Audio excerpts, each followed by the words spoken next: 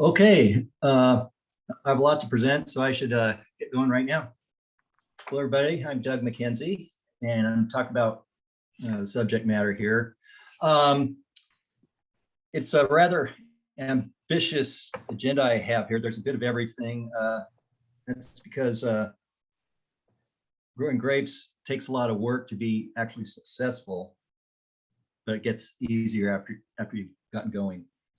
So let's go to the next slide. Oh, notice that I've put my email address at the bottom. If questions come up later, contact me and I can get back to you. So let's go to the next slide.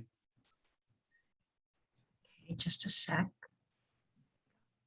Okay, and quickly here, need to do a bit of planning to get started on this thing. If you don't get started off properly, you may waste a lot of time and not have much success.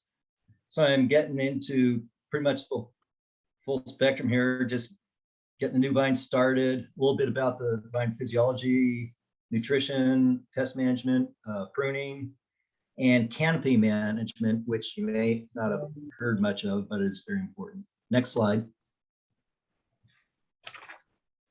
Okay, so part of the whole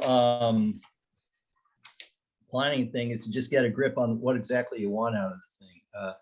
Do you want to make wine? Do you want to eat grapes? Is a nice looking feature in your yard real important? You want it to look impressive. You need to consider all these.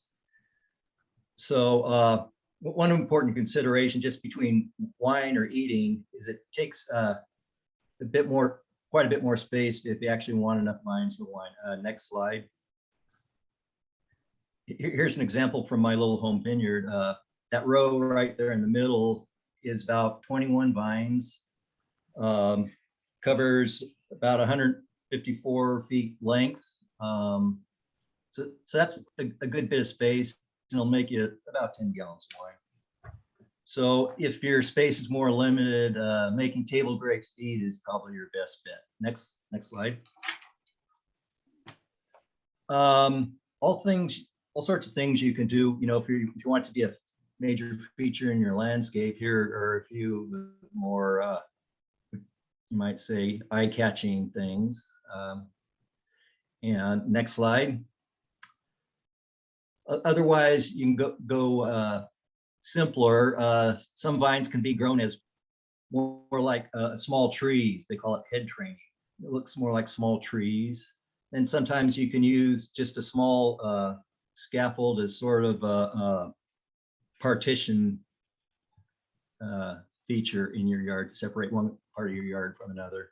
So there are many ways you can incorporate these in the landscape and have some kind of visual effect as well. Next. Okay, a lot of things to consider. You need space. You pretty much need all day sunlight. If you're going to be missing some of the day, it'd be best to be missing it toward the end of the day. The vines process morning sunlight a bit better. The temperature hasn't gotten quite so hot yet. You need a good support structure.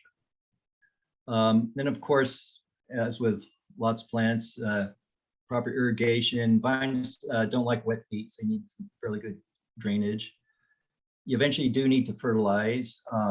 Air circulation, I'll get into that pretty significantly in the future. You basically need the breeze to be able to blow through the vines.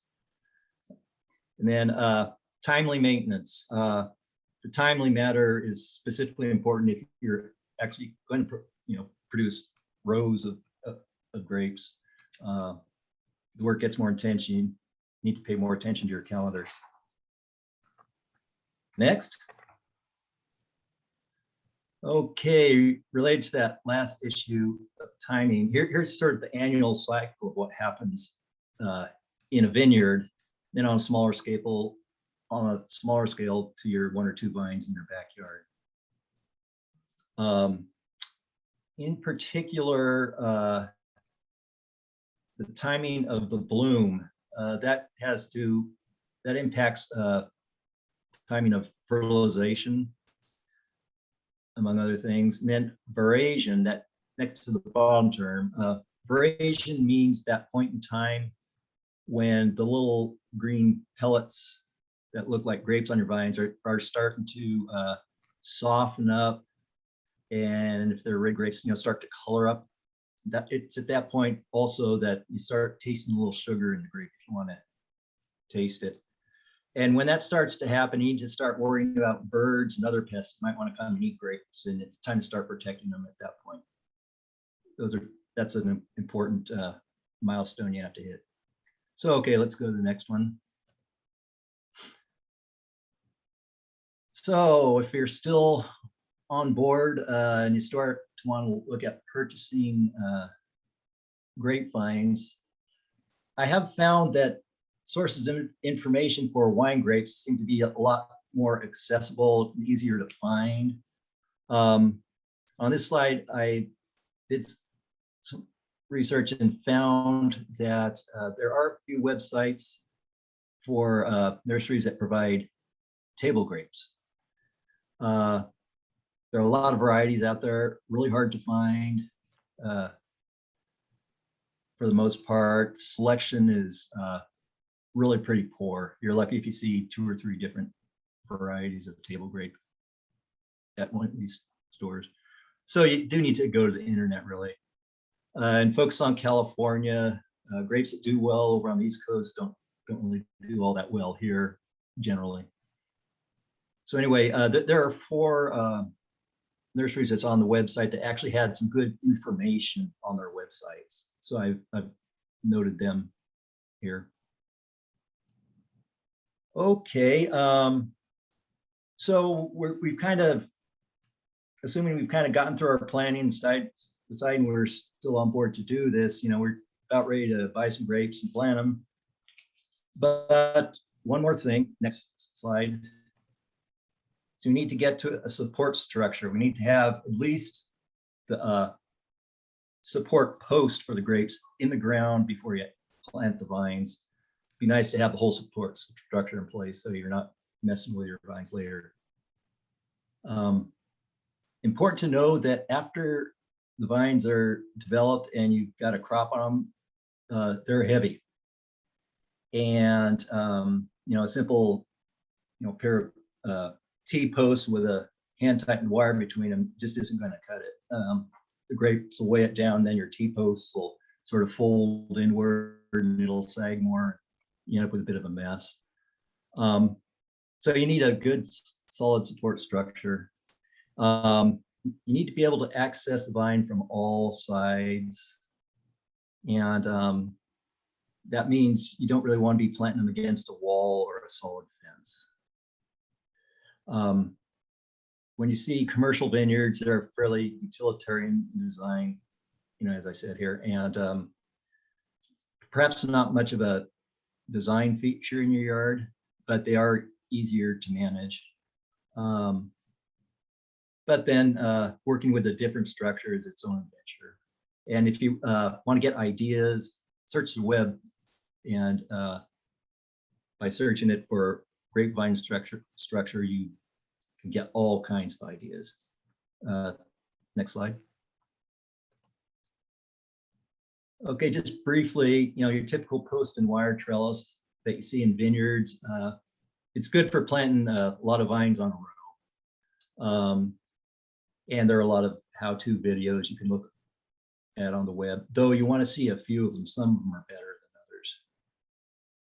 than others. Important thing to note here is that you need to keep the wires on your trellis pretty tight, and that guy wire, that diagonal wire you see going from the top of the post to the ground, that's very important. That helps keep those posts straight, and it allows you to tighten things up without the whole thing caving in on you. Next.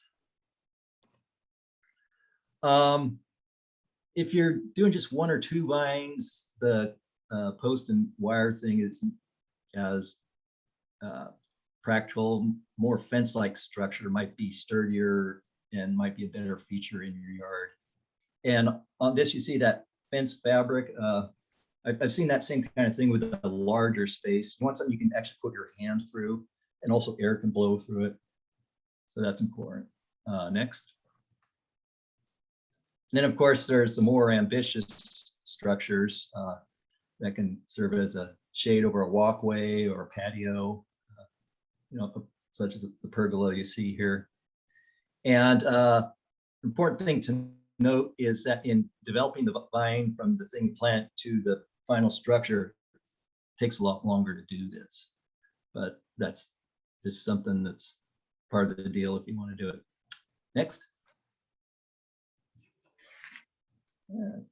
Okay, so before we get too much further, I need to tell you a bit about how vines work.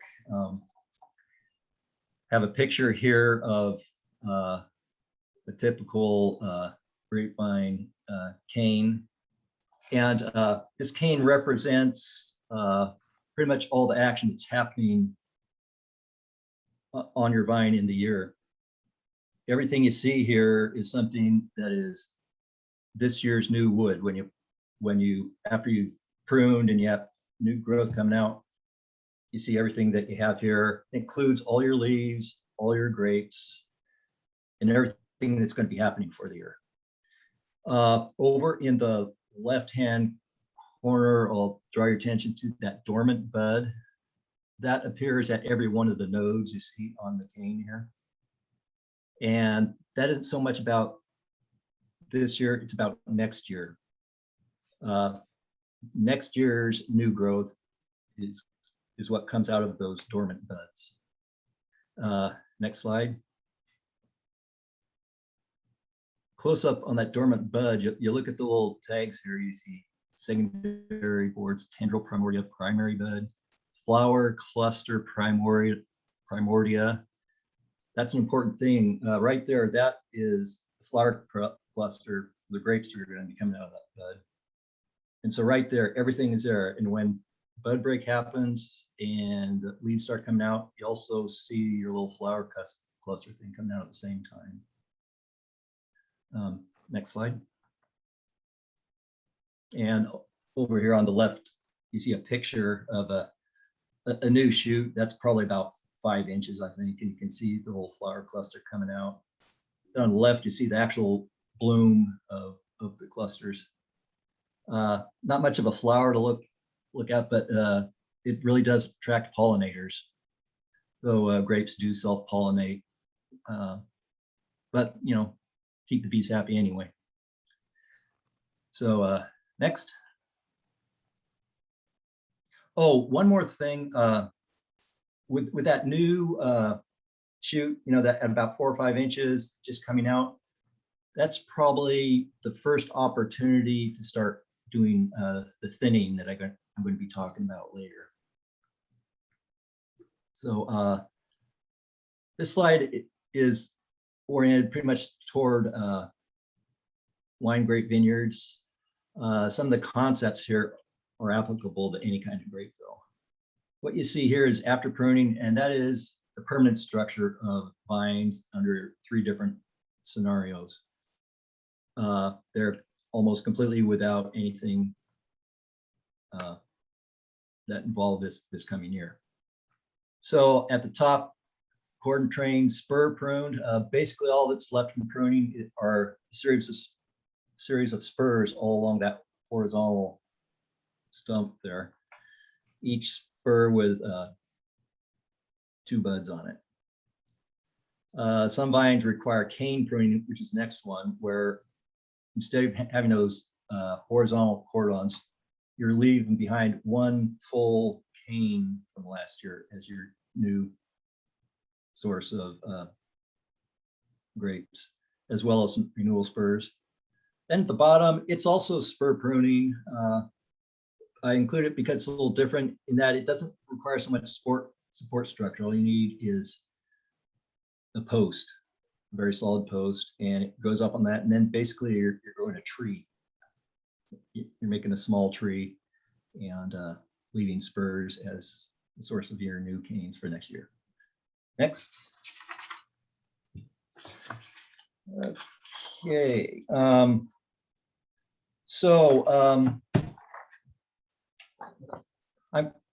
I'm basing this establishing a new vine on your typical grape vineyard thing. scenario, and it's about a 3 to 4 year process. And during that vine development time, you're nipping off all those little grape clusters that are getting started. You just don't let them grow. You want all your growth potential to go into developing the new vine.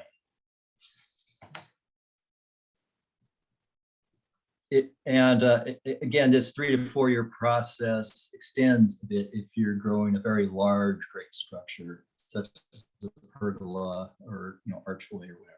So next slide.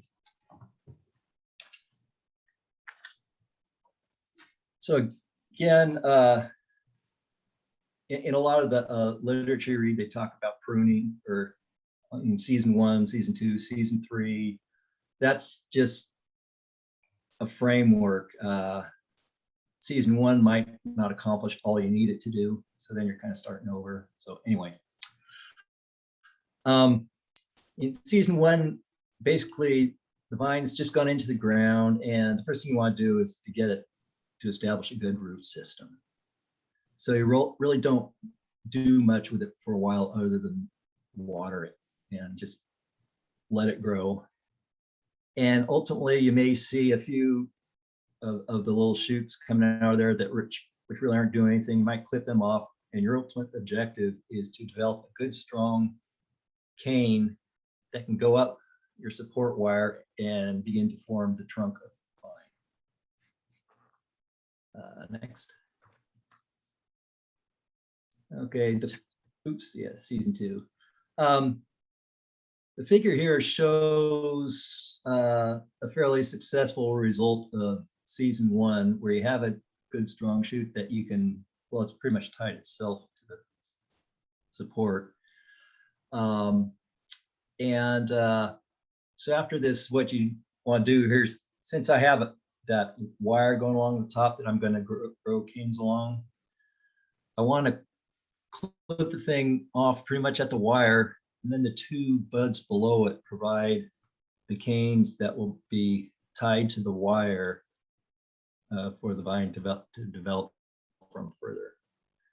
In the event that your first season doesn't give you a scenario like this, and it's weaker, basically the best thing to do is go back and go from this cane all the way back down to the bottom and nip it off, leaving 2 buds, and let it start again next year. The issue there is you don't, well, let's take a step back. Each of those dormant buds is going to produce a new cane next year. And if you allow a weak cane with a lot of buds to each produce new canes next year, everything that's going to come out is also going to be weak. So by pruning the thing back to 2 buds, you're starting from a stronger position, only 2 buds remaining, and all the growth potential comes through those 2 buds. So it's going to come out much stronger next year. So as the year goes along, you'll eventually be able to start directing your canes where you want to tying them down. Go next. In season 3, you're looking to get to this point where you actually have fairly solid vine. And this picture is a cane pruned vine. You'll see the canes tied to the wire, and then a couple little spurs coming out nearby that are your renewal canes. And alternatively, if you're going to want to do a freestanding head trimmed vine, you wouldn't have the canes doing out like this. You just have a lot of spurs at the top as well as further down. You're not lopping off canes growing from lower on the trunk. Yeah, basically you want to create more tree-like effect. Next. And here's a pretty good shot of an end of season 3 vine. It's just getting started. Notice that it has no great clusters on it because I nipped them off way earlier in the year. It's not ready to provide grapes yet. Next. Okay. Getting into vine nutrition. It can be very complicated, but if you want to keep things simple, it can be boiled down a bit much, or it can be boiled down a bit. I'm kind of rattling on. As far as evaluating for nutritional needs or excesses, there's just visual observations. There's a lot of literature that shows pictures of leaves with certain deficiencies or excesses. And there's always soil samples, and there are also tissue samples. And none of them can be taken as the ultimate answer to whatever's going on. You have to look at the bigger picture. One particular thing is that, as with a lot of gardening issues, soil moisture issues and soil type can be a big factor in why you're seeing these apparent nutrient deficiencies. For grapes, your most likely issues are going to be with nitrogen, potassium, and the micronutrient zinc. And in the IPM website, if you just follow that pathway through it, and you finally get to cultural tips, there's actually a nifty little table that just only talks about nitrogen, potassium, and zinc. And they specify dosages, and it's quite convenient. Next. Actually, this is a good time. Does anybody want to ask some questions? Yes, you have a question. Yes. Oh, thank you. This is perfect. Sorry, not a question. Oh, okay. That's it. Well, that was nice. Okay. I'm going to hit those briefly. With nitrogen, leaf chlorosis, just, a bit not quite green enough. But the big thing is just general malaise of the whole vine. Things are just stunted. Nothing's really growing as heartily as it should. An excess of nitrogen can give you excessive vigor. Too much, the leaves are dark green. The internodes between leaves are long, but all of that kind of is at the result of your fruit not ripening well. And it also can lead to issues with pests. One exception to the issue of vigor is when you're just in the process of building your vine before you're letting the fruit grow. If you're trying to build a large vine and put it on a pergola or something, a little extra nitrogen maybe is a bad thing. Getting that long internode growth, that vigor, gets you off to a better start to just getting up to where you want to be. Nitrogen is mobile in the soil, and for that reason, you really don't want to put too much in it because you're just going to leach it on down to groundwater out of reach of your roots, and also don't want overwater. Next. Potassium. You see your leaves looking ugly here, and this is when the leaves are looking like that during the middle of the season. At the end of the season, after harvest, and your leaves are starting to die off, they also look like that. But that's not the time to be worrying about whether it might be potassium deficiency. Here's an issue where soil samples really don't tell you a story.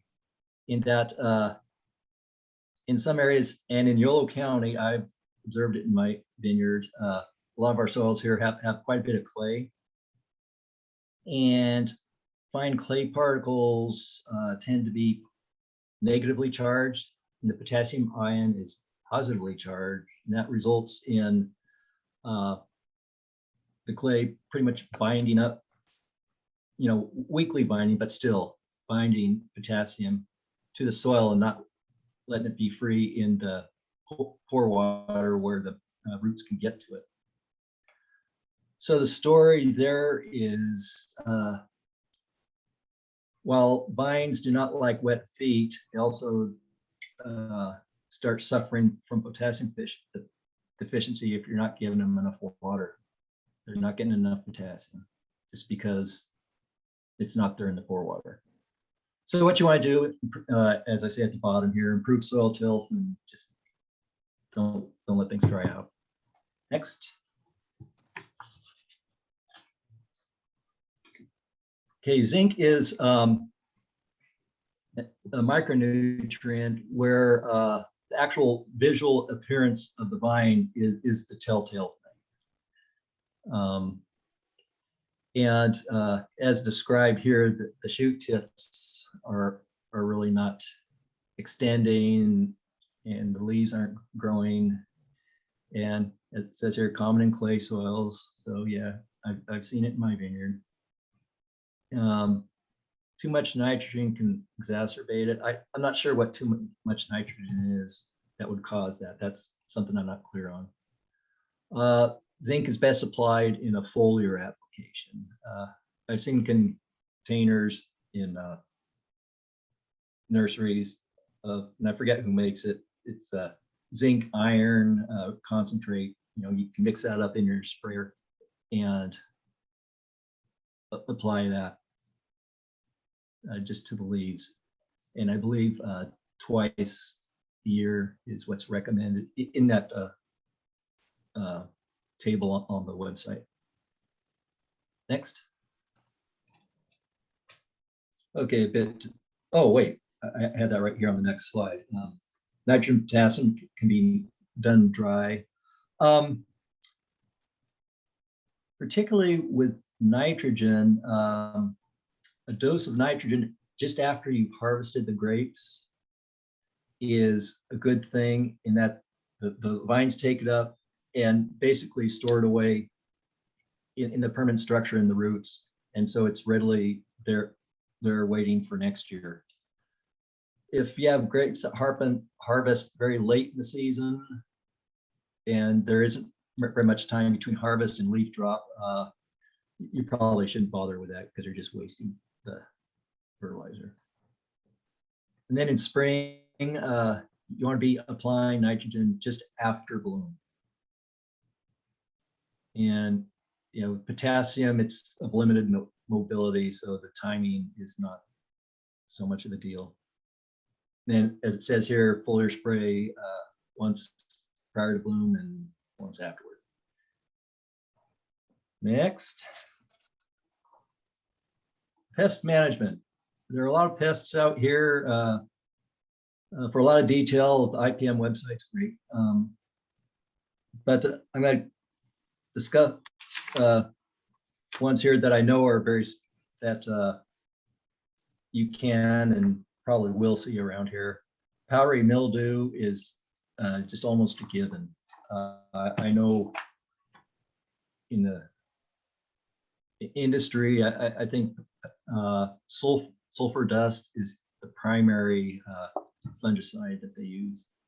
And it's available in a wettable sulfur form and at small scale.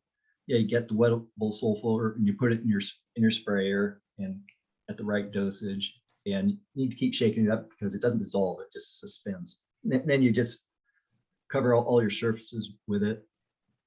And I do at least one prophylactic dose as soon as those new shoots come out and they're about 4 to 6 inches long.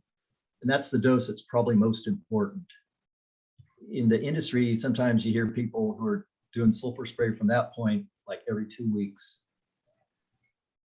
until say June or mid-June. With good canopy management, I've found myself being able to get away with at the most 2 doses per season of sulfur spray. Leaf hoppers, you may or may not see them, but I've seen them. I actually lost most of my 2016 crop to leaf hoppers. In this picture here, you see a bit of a modeling of the leaves. And when you start seeing that You want to turn the leaves over, look at the underside, see if you see the little nymphs. And if you start seeing a lot of them, okay, then you've got a problem. Just a small number, it's not really a problem. You don't need to do anything.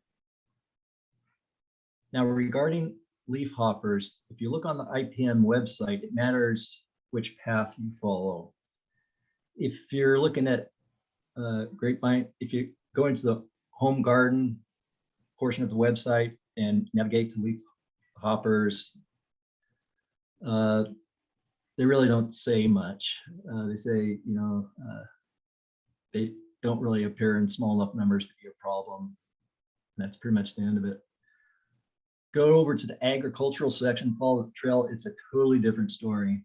A ton of information. They give you a lot of information on monitoring, looking at the underside of the leaves. Okay, how many should you wait for before you actually think about putting a spray on? Then they have a whole list of sprays you can use, rating, and they rate them based on effectiveness or ecological friendliness as well. And a lot of those probably aren't available in any form to small scale people like us. What you can do if you actually need to go that way is insecticidal soaps, insecticidal oils, and they require good coverage, but hopefully you can get them. Next, you type, you see the pictures here, the one on the lower right, you see healthy leaves on the left-hand side, and then you see just these, I don't know how to describe this mangy little growth. If you've seen Roundup burn on like rose bushes or something, you see the same kind of effect. The leaves are all just kind of shriveled up and everything. And it's basically a bacterial thing that gets into the vine through open pruning wounds, particularly if they're happening in damp weather. So this is makes a very emphatic point about sanitizing your pruners. Those can help spread it. When you cut open the vine, you also see that little dark pie-shaped thing. That's another sign of the Eutypa. The only cure for it is just cutting off all the infected wood and go a little bit beyond. And you cut till you don't see that little pie slice anymore. And hopefully you made that pie slice with a sanitized cut, and that'll be the end of it. But then you've lost part of your vine. Yeah, that puts you in a little bit of a dance during pruning season, which I typically prune in February. But also, if we're having a good winter, we might be having rains too. So you're kind of looking for an upcoming pattern where you maybe have a week of dry weather and then you get your pruning done. So it's just something to wrestle with. Okay, next. Where are we on time? Not bad. Vertebrate pests. Yeah, I have a list there. For the deer, you need a 10-foot fence to keep them out. They like those nice at bud break when the shoots are coming out and nice and short and tender. The deer just love them. They'll prematurely prune your vines for you. Then birds, rodents, and maybe even raccoons will get into your vine. On the very right-hand side, you see that green stuff, that's bird netting. I have to net certain varieties more than I need to do others. But yeah, the birds can just totally decimate your crop as it appears. I have noticed that larger things like raccoons or maybe possums are getting up into vines. You actually see broken vines, and the netting might help keep them out too. More to the left, you see the little tubes on those young vines. Those protect the vine from rabbits. So as you'll see with all the vertebrate pests, the best you can do pretty much is barriers. That's what this is. Next.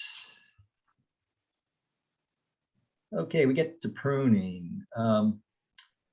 In training the vines, we've already talked about that. That's a lot of pruning there. We talked a bit about controlling vine vigor, crop size, and I'm going to get in further into pest and disease control. Both pictures here show pretty extreme examples of unpruned or not well pruned vines. Next. Okay, the big winter pruning. I touched briefly on the spur pruning and cane pruning. And the reason for the difference is that there's a lot of vines, including most of your wine grape varieties, all the buds on that cane, along the lower part of that cane will provide fruit if you let them emerge. There's some varieties, several of your table grape varieties, but also Thompson seedless, which can also be done into wine, have to be cane pruned because the first 2 or 3 buds at the bottom of the cane won't provide fruit. So if you spur prune them, you're basically cutting off all the buds that are going to provide the fruit. So when you buy vines, particularly if you're buying table grape vines, you do want to know whether or not they require cane pruning. On the flip side, vines that can be spur pruned can also be cane pruned. Then that's the winter pruning. Then later, there's this term canopy management, which includes all other removal of vine material to basically thin the vine for various reasons, which I'll get into shortly. Next. Okay, spur pruning. To illustrate, you see in the background and on the left-hand side, vines have been pruned. And then on the lower right, you see the pruning done. You see all the little spurs, and each with a couple buds sticking out. And then there's a certain distance between those spurs that was established earlier on in the vine development.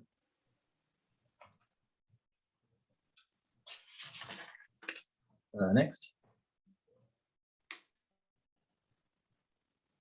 And a close-up view of this. There are 2 pictures here, one on the upper left and one on the lower right. And upper left, you see the little stub of last year's spur, and then you have 2 canes coming out of it. The one you want to cut off is the one that's coming out of the cane higher. And then you're leaving on your lower right that spur with 2 buds. By cutting off the higher cane, what you're trying to do is avoid what you see in that upper right picture, where if you're cutting off the higher one each year, you start extending the length of that spur up to the point where your cane support system isn't really helping you much anymore. So that's the mechanics of spur pruning, fairly easy. Next. Cane pruned vines. What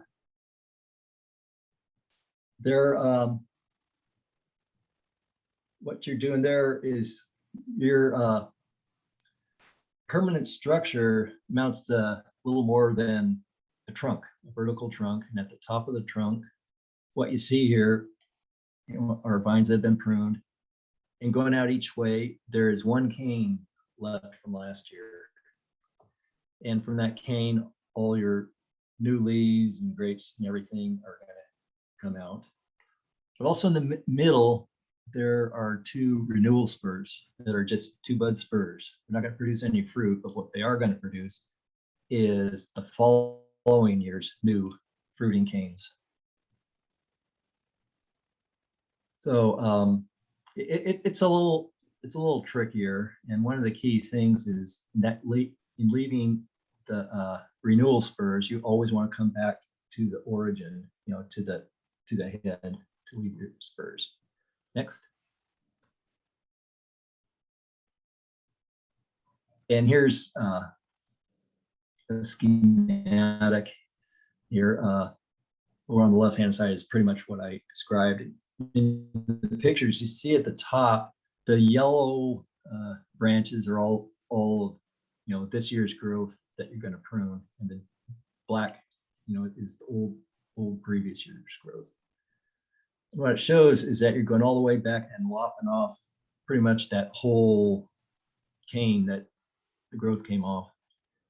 They're leaving behind one long cane that they're going to then flop down to the fruiting wire, and it's going to be next year's cane. And then going back to those last two near the head of the vine and making cuts to leave one renewal spur there. Okay, next. Okay, there's the upper left, you see a cane pruned vine where people didn't really get it down very well. And so they had a history of going every which way. And so it is a bit of a mess. And that was kind of tough to figure out. On the lower right is a close-up an area where I could illustrate what you do. The old growth cane is one you see where it doesn't have smooth bark. It has kind of flaky bark, and it goes from the bottom right to the upper left of the screen. Basically, you're going to lop all that off and everything that's attached to it. And where you're going to lop it off is go all the way back to the left side, and you see one smooth cane coming out, going up, and then moving off to the left. You leave that as your new cane for next year, and it gets tied down to the wire, and everything else to the left of that gets cut off. And then if you move all the way to the left edge of the picture, just a little further up, you see a couple more canes come into the picture. Those are probably a good source of next year's renewal spur. Next. Okay, here's either that vine or one very similar to it. When the job's done, I have 4 fruiting canes left out. And the renewal spurs, there isn't much of a head. So what I was trying to do there is sort of bring, take a step back. On the new fruiting canes, you also see a big space between them. That's a place where you're not going to have any grapes growing because there are no buds. By assigning renewal spurs more toward the center, I'm getting back to where we don't have that gap anymore. Okay, next. I hope we don't go over time here. Okay, canopy management. Yeah, a lot of things we work with that. You're thinning shoots, you're taking off grape clusters, you're taking off leaves. In instances where your vine has too much vigor, you may actually be cutting off shoot tips as well. Next. I did mention that sort of my first round of canopy management happens when the new shoots are only about 4 to 6 inches long. At that point, I do start some thinning. So anyway, the reasons you're doing canopy management is that both powdery mildew and insect pests such as leafhoppers are discouraged when you have a nice open canopy. You have, the prevailing breezes can blow on through the vine, but you also get dappled sunlight coming through. These pests thrive in dark environment. And so having a dark environment on the inside of your canopy just is asking for it. Also, when you're applying your sulfur spray, it's a lot easier to apply it and cover surfaces when you don't have all that garbage on the inside of your canopy. And it's actually also getting a little dappled sunlight is better for the fruit. It ripens better and flavors improve a little bit. Right here is the picture is one of my vines, and I've done some thinning, and you'll notice where the grapes are growing at the lower levels of the canes, you see nodes and no leaves. Yeah, I've thinned a lot of leaves out of there.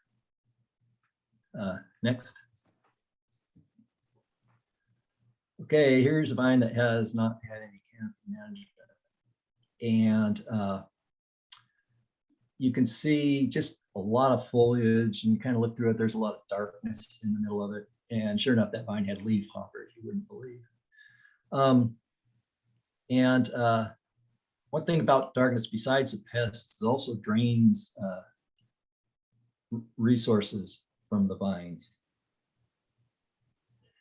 And because when the leaves are collecting sunlight to do photosynthesis, provide all the sugars and all the resources for ripening the grapes and keeping the vine healthy, only the first leaves that see sunlight are the ones that get most of it. So say the first 2 layers of leaves on the exterior vine, and then the second layer also gets some sunlight due to the change in the position of the sun and all that. But as you get further into the leaf canopy, you start getting into that darkness, and those leaves serve really more of a parasitic function. They need to be fed, but they provide no help to the cause. There's no photosynthesis going on with them. So removing them is just no loss to the health of the vine, and it's improvement. So here I would just cut shoots, remove leaves from the lower level, everything that's touching the ground, just get all that out of the way to improve air circulation. Then go inside the canopy and pull out a lot of leaves and get rid of the darkness that's going on in there. Next.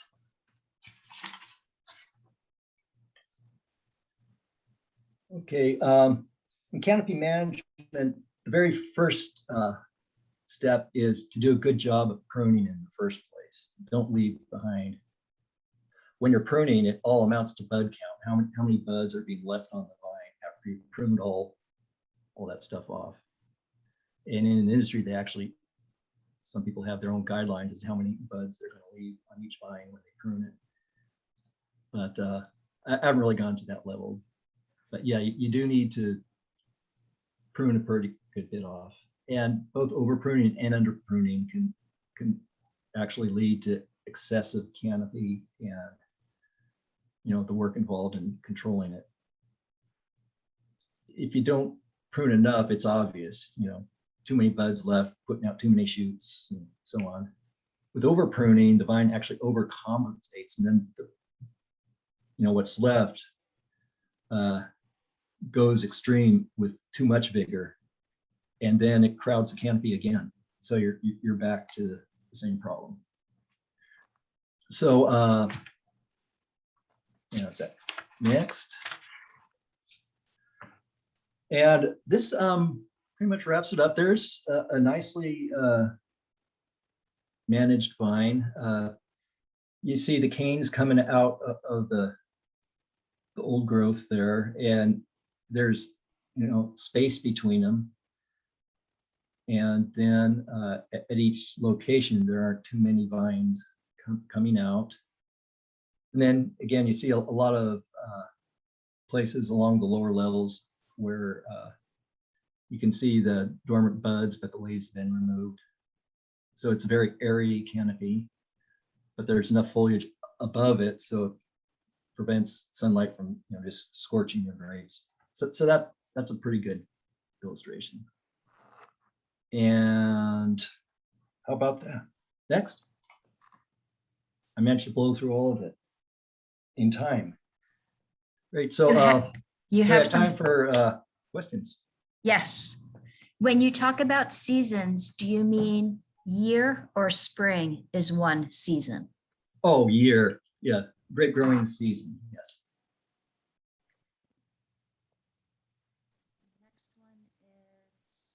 Do red grapes and white grapes need different fertilizers? No. And I can't even elaborate on that. Yeah. Something is totally eating my grape leaves. No evidence of bugs. Could it be squirrels? Wow.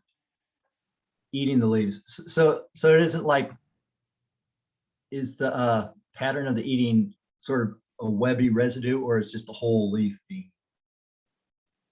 Mike, do you want to turn on your, see if he's here?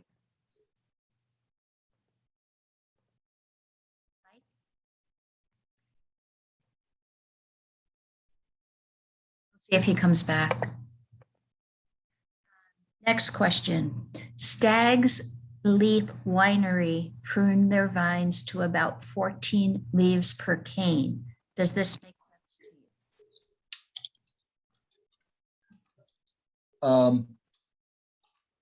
14. Yeah, in the wine industry, they do get very scientific. And sometimes with a lot of work, they reach a conclusion on how many leaves they actually need to properly ripen the grapes. And anything more than that is excessive, isn't needed. Let's focus all our attention on ripening the grapes. It's if you have the time and resources to pay attention to that level of detail, it's great. I personally don't go there. Basically, I do look at the overall length of shoots. I've had some instances of overvigor, and yeah, when I have a shoot going out 10 feet, yeah, I hedge it back to maybe 5 feet. Because that is obviously overvigor. I don't get to the point of counting leaves. I just put in a vine a month ago. Am I going to do any pruning this winter? No. Good point. In the first year, you plop the vine in the ground, and you really, you're not going to do much of anything until the next pruning season, unless you see, some good strong shoots coming out, and then accompanied by a lot of little weak ones. Maybe a lot of those weak ones could go away, but that's more of a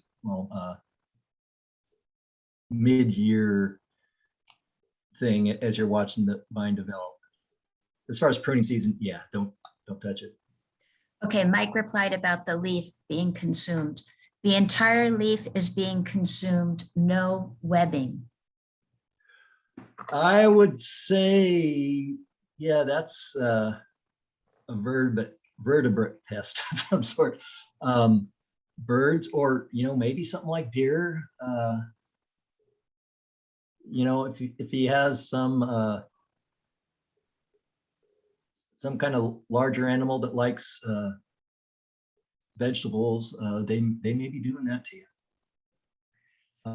I know various types of caterpillar tend to leave a little something behind, like webbing or whatever. What is the most important time for sulfur dust application for powdery mildew? Your first dose when the shoots are still small, that is the most important time, and it doesn't hurt to do follow-ups. I think here in Yolo County, where it's hot and dry, you don't need to do as many applications as they say you might need to do in Napa Valley or climates like that. But you might, just as a matter of course, do another follow-up about 3 weeks later. And you might be, and with that accompanied with good canopy management, you're probably good to go. You won't need any more. Okay, I'm going to try this one. How do you deal with leaf skeletonizer? They, parentheses, yellow and black larva, question mark, leave just lacy type leaves. Did I get that right, Marilyn? I don't know if she's still on. I think I get that. Okay. Yes, What? yes, you did. Yellow and black larva. Sounds like something that's going to be a butterfly later on. Whatever. Basically, what I found in integrated pest management is that things that chew the leaves rather than suck the juice out of them. If you can nip it in the bud early and you can just find things and pick them off, that's great. But if you can't do that, you need to resort to some treatment. BT is what takes care of those chewing insects. Bacillus thuringiensis. It's just a bacteria, so it's organic. It's not a chemical, and that seems to be kind of the go-to for that type of pest. No more questions, just a big thank you from everyone. Well, you're welcome. Glad to do it. If anything pops up, my email address is at the bottom. So you're welcome. Bye, everybody. I'm not sure. I don't know if there's anything 2 weeks from now. I'll send out an email. I think Mike was going to take a break, but I'll send out an email and let everybody know. Joan, how many Yes. participants were there at one point? 27. 27. Okay. Yeah. Okay. Okay. Everybody good? And I'll get the recording posted also. Great. Okay. Thanks. Thank you. Thanks, Doug. Bye, everybody.